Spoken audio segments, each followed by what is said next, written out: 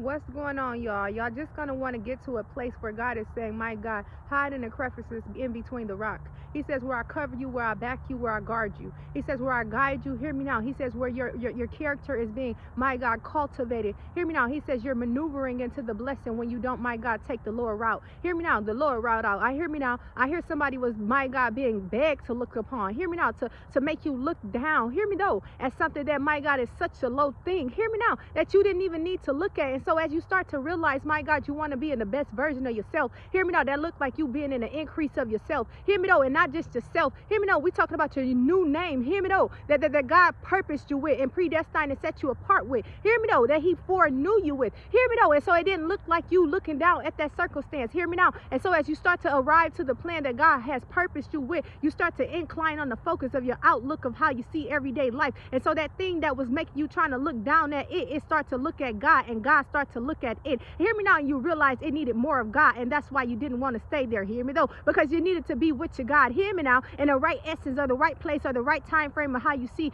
it fit. Hear me though.